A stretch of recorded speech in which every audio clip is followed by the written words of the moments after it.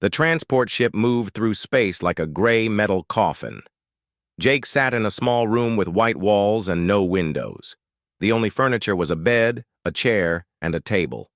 A robot brought him food 3 times a day, but no one spoke to him. On. The second day, the door opened. A tall creature walked in. It looked like a giant bug standing on 2 legs. Its skin was dark green with yellow stripes. 4 arms hung at its sides, and large black eyes covered most of its head.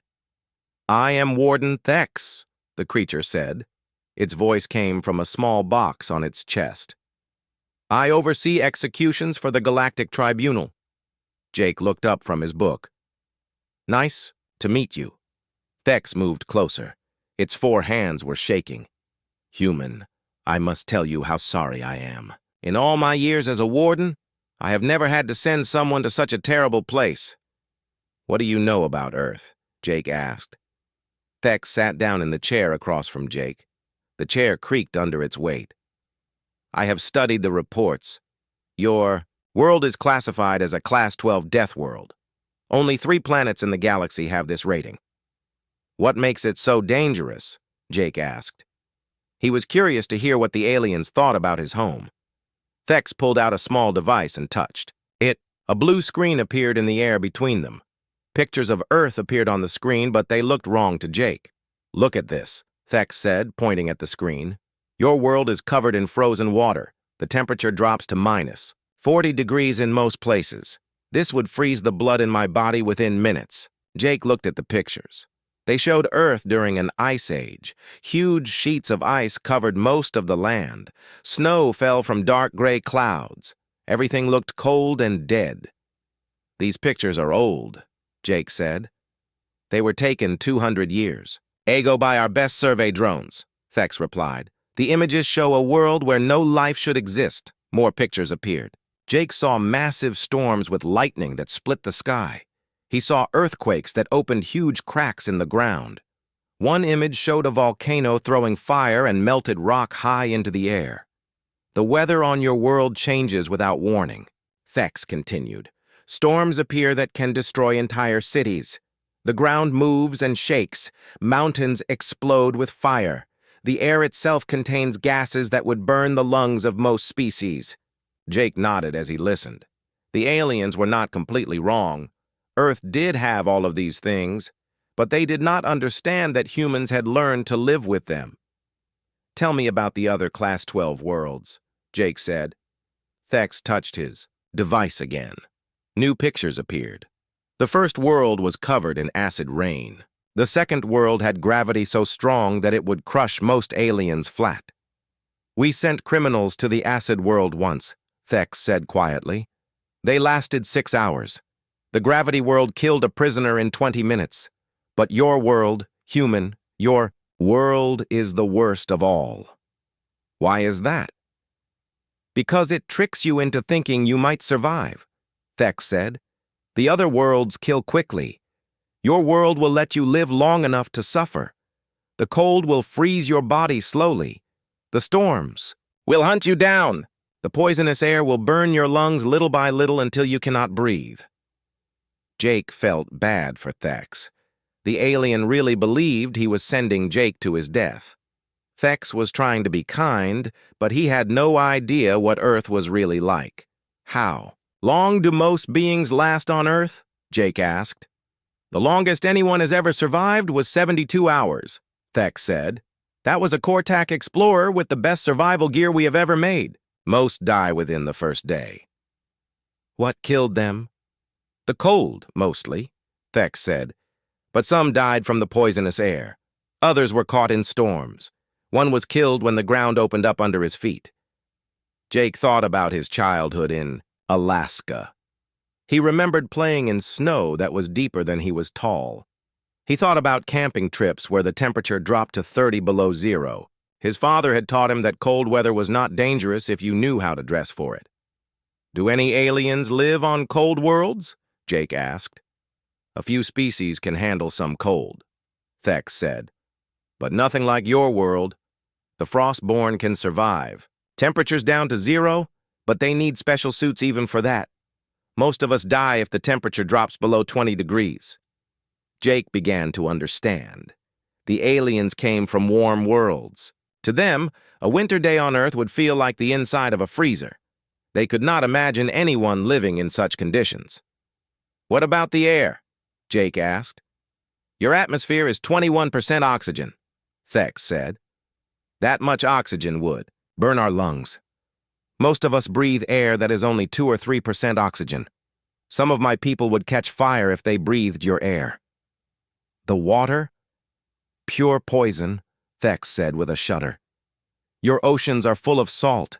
Salt water would kill most galactic species within hours, and the creatures that live in your water are monsters. We detected things in your oceans that are larger than our largest ships." Jake smiled. Thex was probably talking about whales. To an alien who had never seen large sea creatures, a blue whale would look like a monster. "I want you to know," Thex said, "that I will make your death as quick as possible. I will drop you on the warmest part of your world. I will give you the best survival gear we have.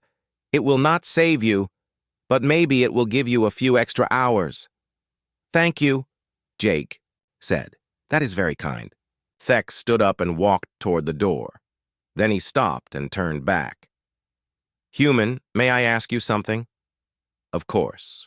How did your species evolve on such a terrible world? How did life even begin there?" Jake thought for a moment. "Maybe our world is not as terrible as you think. Maybe your people just see it differently than we do." Thex shook his head. "Impossible. The data is clear. Your world would kill any living thing within days. I do not understand how your species ever developed space travel. You must have incredible strength and courage just to wake up each day on that nightmare planet." After Thex left, Jake lay on his bed and looked at the ceiling. The aliens thought Earth was hell. They believed humans were some kind of super beings who could survive in conditions that would kill everyone else. Jake laughed quietly. If only they knew the truth.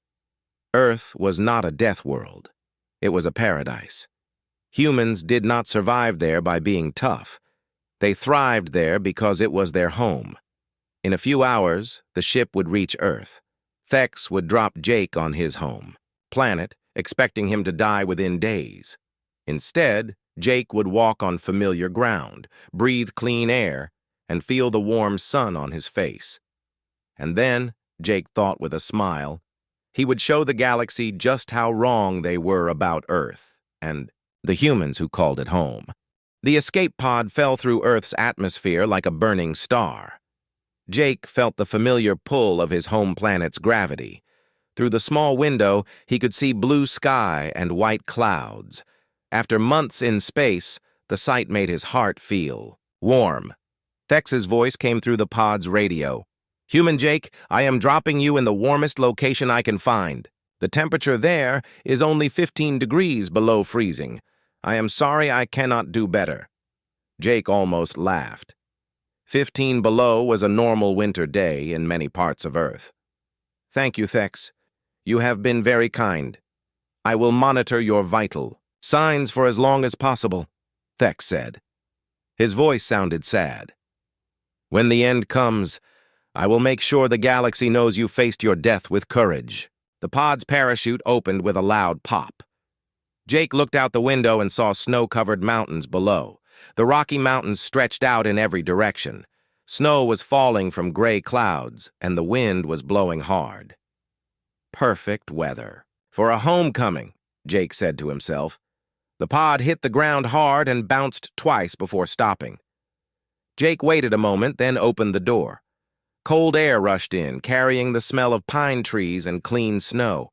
He stepped outside and took a deep breath. Above him, Thex's ship moved away quickly. The alien was probably recording everything, watching for the moment when the deadly Earth environment would claim its victim. Jake activated a small device hidden in his jacket. It was an emergency beacon that would send a signal to the nearest Earth Defense Force base. Then he began to walk through the snow. The wind was strong and snow stung his face. His breath came out in white clouds. Any alien watching would think he was already dying. but Jake felt great. This was the kind of weather he had grown up in. 2 hours later, Jake heard the sound of helicopters.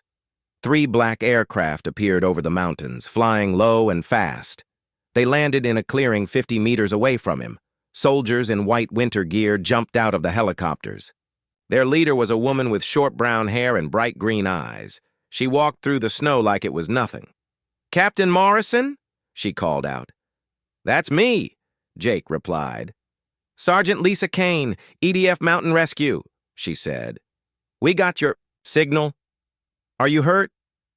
"I'm fine," Jake said. "Just happy to be home." Lisa looked confused. "Sir, our intelligence says you were supposed to be executed. How are you here?" "Long story," Jake said. "Is Colonel Hoffman still running the Colorado? Bazzi?" "Yes, sir, he's waiting for you."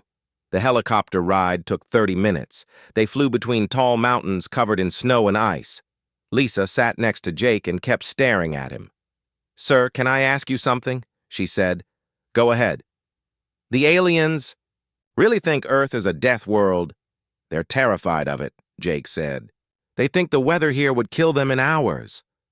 Lisa looked out the window at the snowy landscape. "This is just normal winter weather." "To us, yes. To them, it's like flying into hell." The helicopter landed at a military base built into the side of a mountain. From the outside, it looked like natural rock. Only the landing pad showed that humans lived here. Colonel Pete Hoffman was waiting when they landed. He was a tall man with gray hair and tired eyes. He had been Jake's commanding officer before Jake left for space. "Welcome home, Captain," Pete said, shaking Jake's hand.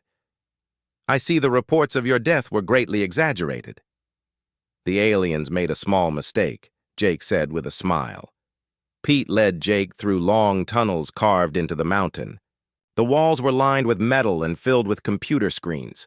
Soldiers and scientists worked at stations throughout the complex. "We've been monitoring alien communications since you left," Pete said. "The entire galaxy thinks we sent you to certain death.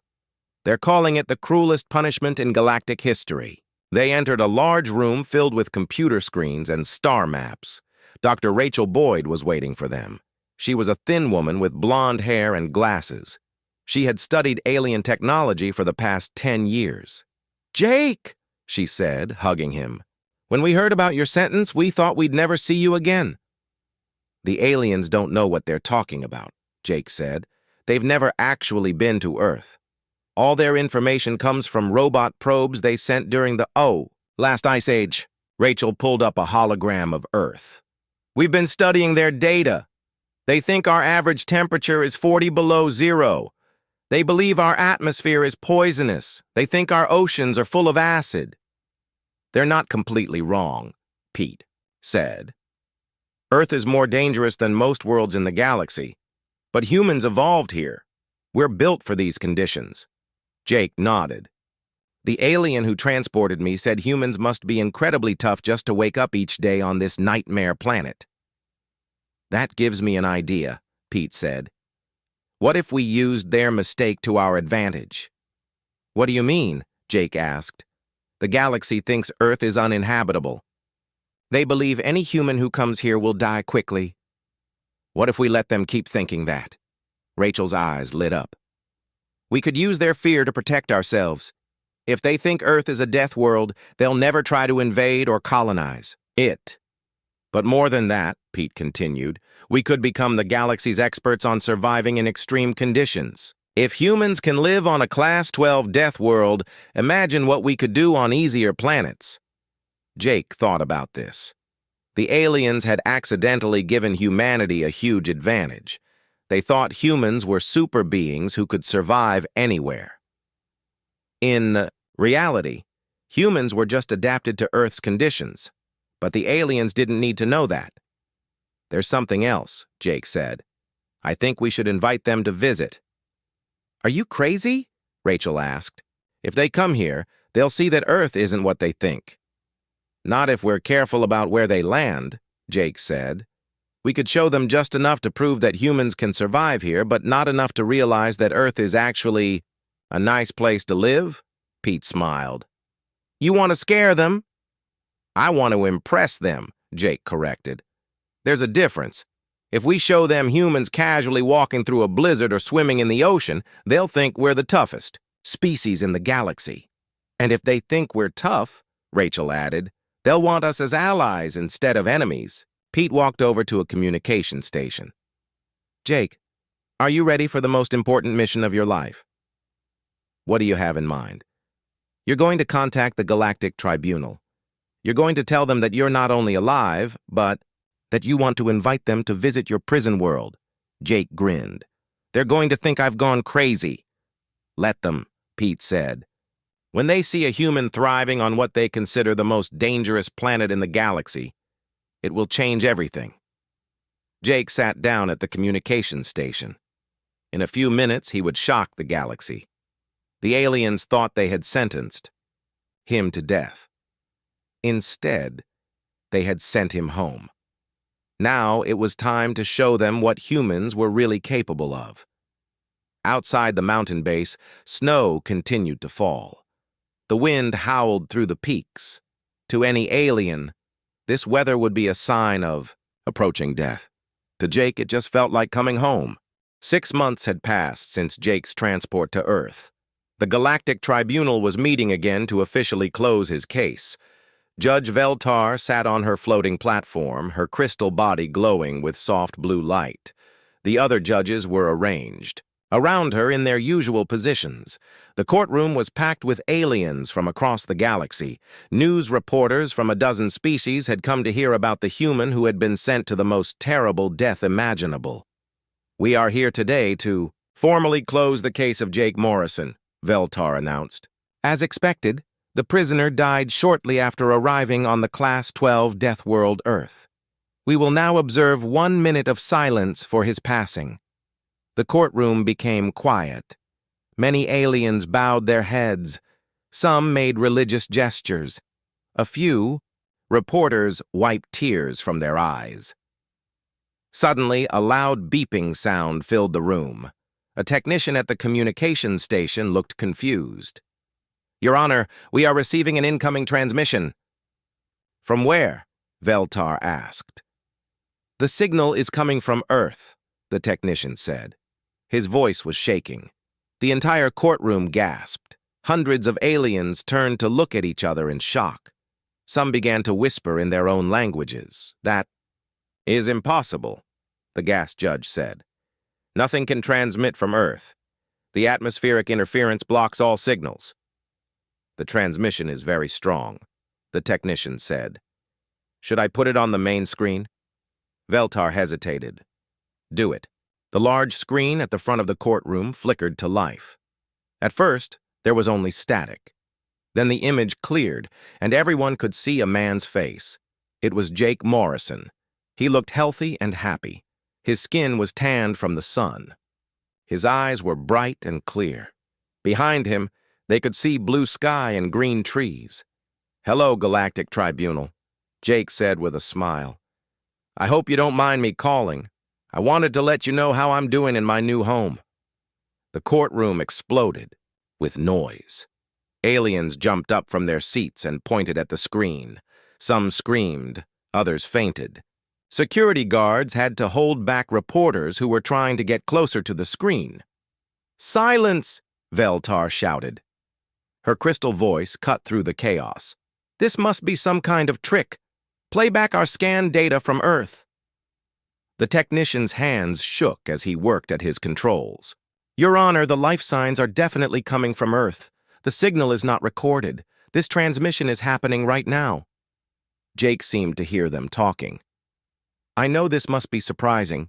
You probably thought I was dead by now. Well, I have some good news and some bad news. He paused and grinned. The bad news is that your death sentence didn't work. The good news is that I'm having a wonderful time on this beautiful planet. Jake stepped back from the camera. Now they could see more of his surroundings. He was standing on top of a mountain covered with snow. The wind was blowing hard enough to move his hair, but he was not wearing any protective gear. Just normal. Clothes. Let me show you around my prison, Jake said. He picked up the camera and began to walk. The aliens in the courtroom watched in horror as Jake walked through snow that came up to his knees. The temperature reading at the bottom of the screen showed -20 degrees. Most aliens would be dead in minutes at that temperature. "This is winter in the Rocky Mountains," Jake explained as he walked.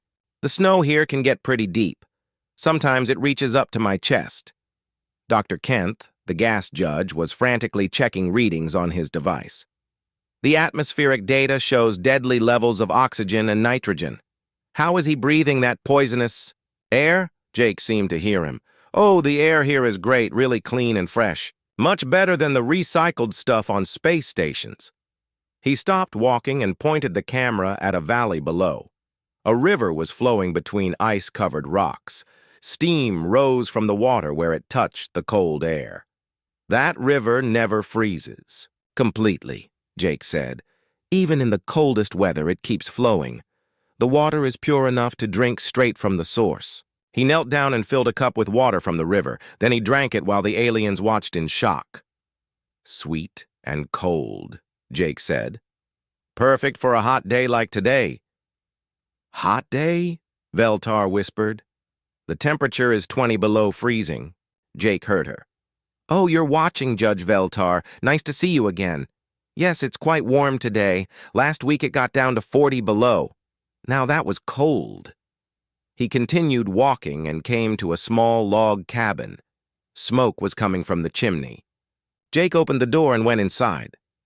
"This is where I've been staying," he said. The camera showed a cozy room with a fireplace, wooden furniture, and warm blankets. "I built it myself using trees from the forest. It keeps the wind out pretty well." A woman came into view. She had brown hair and was wearing a thick sweater. She smiled and waved at the camera. "This is Lisa Kane," Jake said. "She's been helping me get settled. Lisa, say hello to the Galactic Tribunal." "Hi there," Lisa said cheerfully. "Jake's been telling us about his trial. It sounds like you folks don't know much about Earth." "Lisa lives about 20 miles from here," Jake explained. "She walks over to visit me a couple times a week. The trip takes her about 4 hours through the forest." The camera followed Lisa as she prepared to leave. She put on a heavy coat and boots, but no environmental suit, no breathing gear, no heating system. "See you next week, Jake," she said, and walked out into the snow. Jake turned the camera back to himself. "I should probably mention that Lisa isn't the only human on Earth. There are actually quite a few of us here." He walked outside and pointed the camera toward the valley. In the distance, they could see lights, hundreds of lights spread out across the landscape. "That's the city of Denver," Jake said. "About 2 million people live there. They seem to be doing just fine on this terrible death world." The courtroom was completely silent now. Every alien was staring at the screen in shock. Some had their mouths hanging open. Others were shaking their heads in disbelief. Dr. Kent stood up slowly. "How many humans live on Earth?" he asked in a whisper. "About 8 billion, Jake said, casually. "We're spread out all over the planet. Some live in places that are much colder than this. Others live in hot deserts or tropical forests. A few even live right next to active volcanoes." 8 billion? Veltar repeated. 8 billion beings living on a Class 12 death world? "Earth isn't a death world," Jake said gently. "It's our home. We've been living here for thousands of years. Your robot probes visited during an ice age 200 years ago. Things were pretty cold then, but even during ice ages, humans survived just fine." A new voice came from off-camera. "Jake, are you ready for the demonstration?" "Absolutely," Jake said. He turned the camera to show a man in his 50s with gray hair and a military uniform. "This is Colonel Pete Hoffman. He's going to help me show you something interesting." Pete was holding what looked like a weather station. "Current conditions," he announced. "Temperature, -22 degrees. Wind speed, 35 miles per hour. Humidity, 80%. In other words, a pleasant winter day." "Pete's going to take a little swim," Jake said. "Show them the lake, Pete." The camera followed Pete to a partially frozen lake. Ice covered most of the surface. but there was a hole in the middle where the water was still liquid. Pete began to undress. He took off his coat, his shirt, and his boots. Soon he was wearing nothing but swimming shorts. "This is madness," Dr. Kent said. "The water temperature must be near freezing. He'll die in seconds." Pete jumped into the lake with a loud splash. He swam around for several minutes, laughing and talking to Jake. Then he climbed out, dried off with a towel, and got dressed again.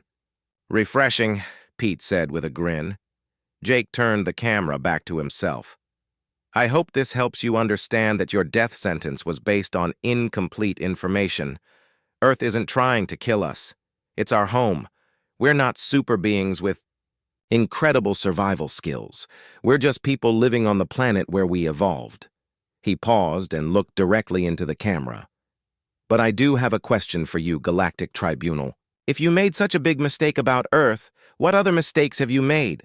How many other worlds have you written off as uninhabitable when they might actually be perfectly fine for the right species?" The transmission ended. The screen went black. The courtroom remained silent for a long moment. Finally, Veltar spoke. "We need to completely reevaluate our classification system for planetary habitability. And we need to apologize to the humans," Dr. Kent added quietly. "We nearly executed one of their people based on our own ignorance." Amanda Cross, who had been watching from the back of the courtroom, stood up. "Your Honors, I believe my client has just proven that he deserves a full pardon." Veltar nodded slowly.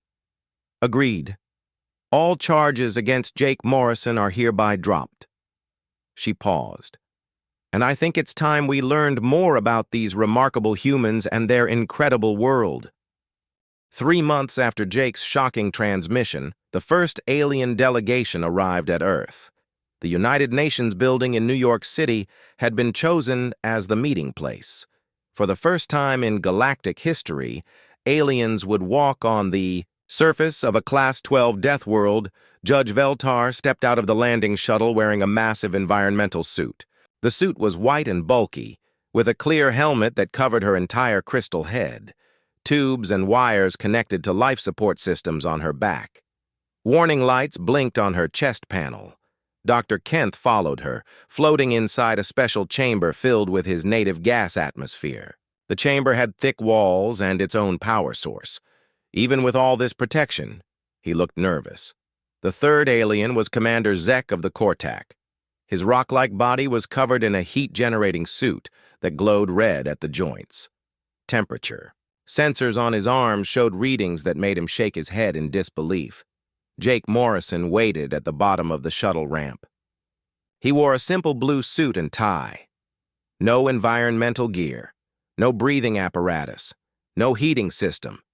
He looked like he was attending a business meeting, not standing on the most dangerous planet in the galaxy. "Welcome to Earth," Jake said with a warm smile. "I hope your trip was comfortable." "The readings are incredible," Dr. Kent said through his suit's speakers. "The oxygen levels alone should have killed us the moment we opened our ship's doors." "That's why you have those excellent protective suits," Jake replied. "Safety first." Veltar looked around nervously. They were standing on a paved area next to the East River. Tall buildings rose up around them like metal and glass mountains. Cars moved along nearby streets, and humans walked on sidewalks without any protective gear at all. "How are all these people surviving?" Veltar asked. "There must be thousands of them just in this small area." "About 8 million people live in New York City," Jake said. "It's actually one of our smaller major cities." Commander Zek checked his temperature readings again. "The ambient temperature is 10 degrees above freezing. My people consider that to be dangerously cold. Yet I see humans wearing only thin fabric coverings." A group of children ran past them, laughing and playing. They were wearing light jackets and running shoes. One child dropped her ball, and it rolled toward the alien delegation. "Sorry, mister," the little girl said to Commander Zek as she picked up her ball. She looked at his glowing red suit with curiosity. "Are you really hot?" "Child, I'm trying not to freeze to death," Zek replied seriously. The girl looked confused. But it's warm today. My mom said we might go to the park later. She ran off to rejoin her friends. The aliens watched her go in amazement. That young human considers this temperature to be warm, Dr. Kent said quietly. What would she think of truly cold weather? You'll find out soon enough, Jake said. Let's go inside. They entered the United Nations building through specially prepared airlocks. Even inside the heated building, the aliens kept their environmental suits on. Human diplomats and staff members moved around them in normal business clothes. The meeting room had been modified for the alien visitors. Special platforms accommodated their various environmental needs. The humans sat at a regular conference, table wearing regular clothes. Amanda Cross, now serving as Earth's representative to the Galactic Legal Council, stood up to address the group. On behalf of the human race, I want to thank you for coming to Earth. We know this required great courage on your part. Courage and considerable technological support, Veltar said. Our environmental engineers worked for weeks to design suits that might keep us alive on your world. Colonel Pete Hoffman entered the room carrying a tablet computer. I have the day's weather report if you're interested. Current temperature is 42 degrees Fahrenheit. Humidity is 60%. Wind speed is 8 miles per hour from the west. Partly cloudy skies with a chance of light rain this afternoon. The aliens looked at their own readings and confirmed the data. To them, these conditions sounded like a death sentence. To the humans, it was a pleasant spring day. Tell us about your classification system, Pete continued. How do you determine if a world is habitable? Dr. Kent activated a holographic display. We measure temperature ranges, atmospheric composition, gravity, and seismic activity. Earth scored at the maximum danger level in every category. Your temperature range alone disqualifies your world for most galactic species, Veltar added. You experience variations of over 100 degrees throughout your seasonal cycle. Most aliens can only tolerate temperature changes of 10 or 15 degrees. What about your oceans? Commander Zek asked. Our probes detected high levels of sodium chloride. Salt water is toxic to most galactic life forms. Dr. Rachel Boyd joined the conversation. She had been studying alien biology since their arrival. That's because most of you evolved on worlds with fresh water or other liquid compounds. Humans evolved with saltwater oceans. Our bodies actually need small amounts of salt to function properly. This is why we need to revise our entire approach to planetary classification, Dr. Kent said. What we consider uninhabitable might be perfect for species that evolved under those conditions. Amanda pulled up a map of Earth on the main screen. We'd like to show you some of our different climate zones. Each one has its own human populations that have adapted to local conditions. The map showed green forests, yellow deserts, white polar regions, and blue oceans. Small dots indicated cities and towns scattered across every type of terrain. Humans live in all of these places? Veltar asked. Everywhere, Pete replied. The Inuit people live in the Arctic, where temperatures drop to 60 below zero. The Bedouin tribes live in deserts where daytime temperatures reach 120 degrees. Coastal peoples live right next to those poisonous saltwater oceans. Show them the volcano footage, Jake suggested. Rachel activated a video display. It showed humans living and working near active volcanoes. Scientists in normal clothes walked up to lava flows to take samples. Farmers grew crops in volcanic soil. Children played in towns built on the slopes of mountains that regularly erupted. These people live next to what you would consider weapons of mass destruction, Rachel explained. But humans have learned to predict volcanic eruptions and plan around them. The volcanic soil is actually excellent for growing food. Commander Zek's suit began beeping. My heat levels are rising. Even inside this climate-controlled building, I am struggling to maintain safe body temperature. Would you like us to lower the temperature? Jake asked. Please. Jake walked over to a wall control and adjusted the building's heating system. How's that? Zek checked his readings. Better. What temperature is it now? 68 degrees. That is still above the freezing. Point of water, Zek said in amazement. You lowered it by only 4 degrees, yet my people would consider this a comfortable temperature only with heavy heating equipment. Dr. Kent floated closer to the humans. I must ask you something that has been bothering me since Jake's transmission. If Earth is actually a pleasant world for humans, why don't you correct our galactic databases? Why let us continue to classify Earth as a death world? The humans looked at each other. Pete spoke carefully. Earth is dangerous to most galactic species. Our classification as a death world protects us from unwanted interference. It also gives us a unique position in galactic affairs. What do you mean? Veltar asked. Think about it, Amanda said. If humans can thrive on a Class 12 death world, what does that say about our ability to survive in other environments? We could potentially colonize worlds that other species have written off as uninhabitable. You could serve as explorers and colonists for extreme environments, Dr. Kent realized. Planets with challenging conditions that other species cannot handle. Exactly, Jake said. And in return, we would like full membership in the Galactic Council. We want to participate in interstellar trade, scientific exchange, and diplomatic relations. Veltar was quiet for a long moment. You want us to recognize Earth as an inhabited world rather than a death world?